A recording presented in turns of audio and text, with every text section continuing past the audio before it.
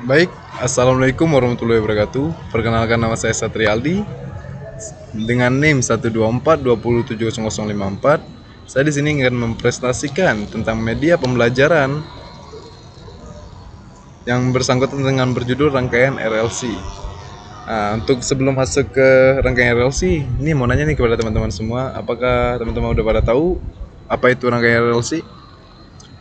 Oh baik, jika teman-teman belum pada tahu, saya akan menjelaskan dulu dari awalnya rangkaian RLC itu gimana sih, kayak pengertiannya. Pengertian rangkaian RLC kita akan menjelaskannya terlebih dahulu.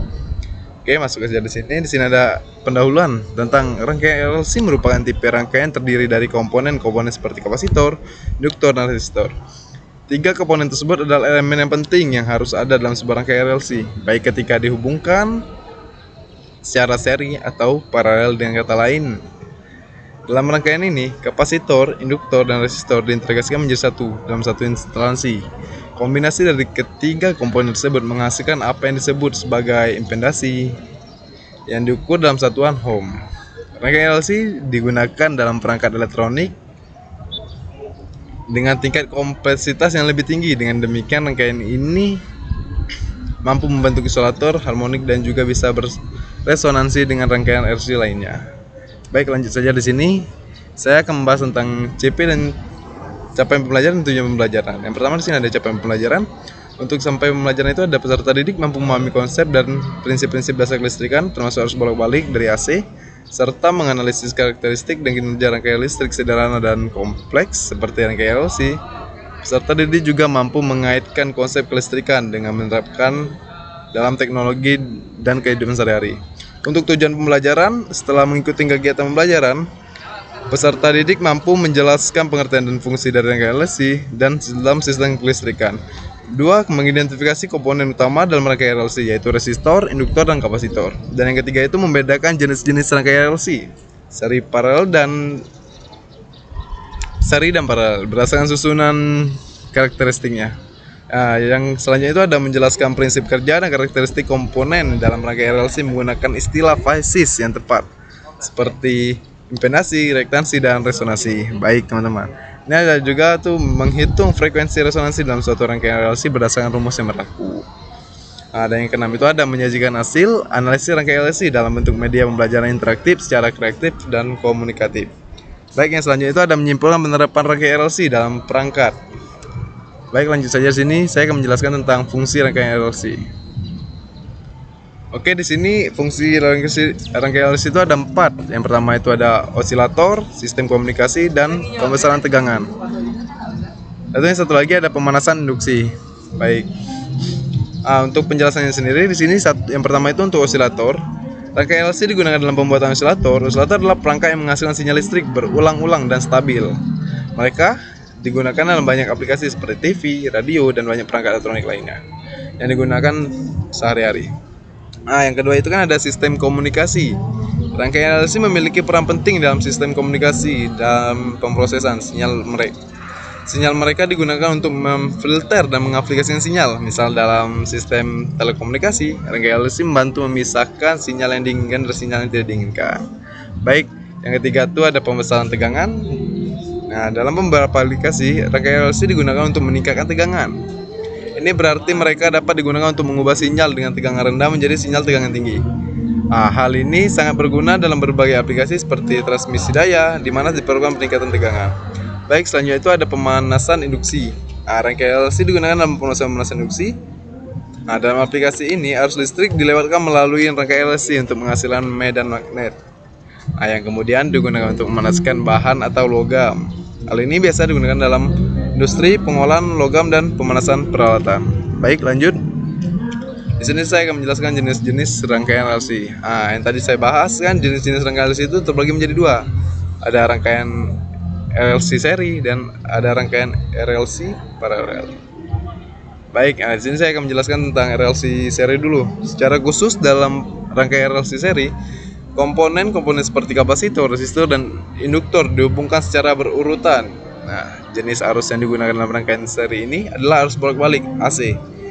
Untuk memahami analisis yang terjadi pada rangkaian RLC seri, kita dapat mengikuti perjalanan arus mulai dari saat masuk resistor dan melalui induktor hingga mencapai kapasitor. Untuk memahami lebih lanjut tentang impedans dalam rangkaian RLC, silakan teman-teman lihat diagram fasor yang sudah saya terangkan di sini. Oke, jika teman-teman sudah melihatnya, baik kita lanjut saja ke penjelasan tentang RLC paralel. Baik, dalam rangkaian RLC paralel terdapat 3 komponen utama yang menjadi bagian integral dari susunannya, yaitu induktor, kapasitor, dan resistor. Ketiga komponen ini dihubungkan dalam konfigurasi rangkaian paralel. Dalam rangkaian paralel ini, tegangan pasokan akan terbagi menjadi 3 bagian yang masing-masing mengarah pada kapasitor, induktor, dan resistor. Setiap komponen dalam rangkaian ini memiliki tegangan yang berbeda, mulai dari kapasitor, induktor, dan hingga resistor itu menghitung impedans yang terdapat dalam rangkaian RLC paralel. Kalian dapat menggunakan rumus berikut. Jika teman-teman mau memahami lebih dalam nih, saya sudah melampirkan lagi. Ini ada diagram fasor dari rangkaian RLC paralel. Baik teman-teman, kita lanjut aja ke karakteristik rangkaian RLC. Yang pertamanya ada karakteristik resistor. Itu ada dibagi beberapa komponen seperti yang pertama itu ada daya listrik. Resistor memiliki kemampuan untuk mengubah energi listrik menjadi panas. Sedangkan untuk yang kedua itu ada daya induktansi. Resistor memiliki daya induktansi yang rendah, yang berarti tidak memiliki efek magnetik yang signifikan pada rangkaian. Sedangkan yang ketiga itu ada desa listrik. Yang dimaksud sini desa listrik adalah resistor akan menghasilkan desa listrik dalam bentuk panas saat arus mengalir melaluinya, yang dapat mengakibatkan pemborosan energi. Yang keempat itu ada koefisien suhu. Untuk resistor memiliki koefisien suhu tertentu yang dapat mempengaruhi resistensi dengan perubahan suhu. Ini perlu dipertimbangkan dalam aplikasi yang memerlukan ketelitian tinggi. Untuk yang terakhirnya ada bias listrik. Untuk bias listrik, resistor sifatnya adalah yang penting. Namun ketika digunakan dalam aplikasi daya tinggi, resistansi ini bisa menyebabkan pemborosan energi dalam bentuk panas. Baik, sini lanjut aja ke karakteristik kapasitor. Struktur yang pertama itu ada struktur dasar. Kapasitor terdiri dari 2 plat logam yang dipisahkan oleh bahan dielektrik.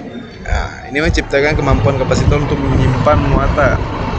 Jadi yang kedua itu teman-teman, kan ada penyimpanan muatan. Kapasitor memiliki karakteristik utama dalam penyimpanan muatan. Ketika dikenai tegangan, kapasitor akan mengumpulkan muatan di platnya yang dapat dilepaskan saat diperlukan dalam rangkaian.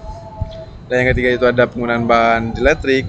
Karakteristik dari kapasitor juga terkait dengan bahan dielektrik yang digunakan, yang mengaruhi kapasitansi dan kinerja dalam penyimpanan muatan. Sedangkan yang terakhir itu ada kapasitansi. Kapasitansi adalah ukuran kemampuan kapasitor dalam menyimpan muatan.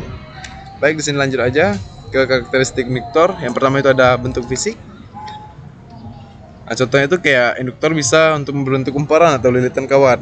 Kumparan ini memungkinkan induktor yang menyimpan medan magnet. Sedangkan yang dua itu ada penyimpanan medan magnet. Karakteristik utama dari induktor adalah kemampuan untuk menyimpan medan magnet ketika arus mengalir melaluinya.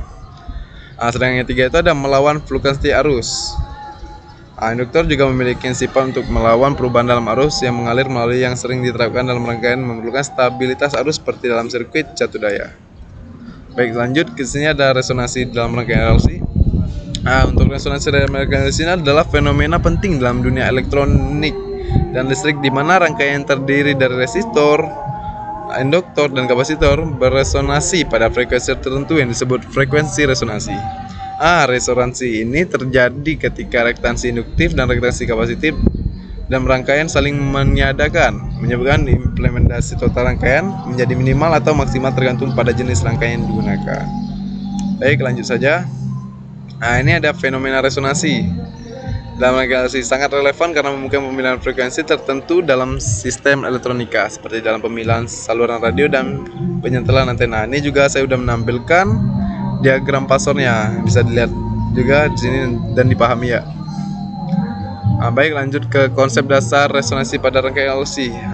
Untuk resonansi dalam rangkaian RLC terdiri ketika reaktansi induktif atau XL dan reaktansi kapasitif atau XC sama besar sehingga saling meniadakan satu sama lain. Reaktansi induktif dan kapasitif bergantung pada frekuensi arus yang mengalir dalam rangkaian dan dapat dinyatakan sebagai, ini ada juga nih saya menaruhkan rumus-rumus dan penjelasannya, boleh dibaca aja dan disimak oleh teman-teman. Baik, kita lanjut. Baik teman-teman, di sini lanjut ke penerapan rangkaian RLC dalam kehidupan sehari-hari. Yang pertama itu contohnya seperti radio. Saat Anda memutar tombol penelan radio, sebenarnya Anda sedang mengubah nilai kapasitor dalam rangkaian LC untuk memilih stasiun radio yang diinginkan. Dan di sini ada juga televisi. Prinsip kerja televisi juga melibatkan rangkaian LC loh, untuk memiliki saluran yang ingin ditonton. Dan juga di sini ada komputer. Rangkaian LC digunakan dalam berbagai komponen komputer seperti osilator kristal yang mengontrol waktu dalam komputer. Yang terakhir juga ada smartphone yang sering kita gunakan. Dia juga menggunakan rangkaian LC dalam berbagai fitur seperti buat mode radio, GPS dan sensor. Sekian terima kasih presentasi pada kali ini. Saya akhiri. Wassalamualaikum warahmatullahi wabarakatuh.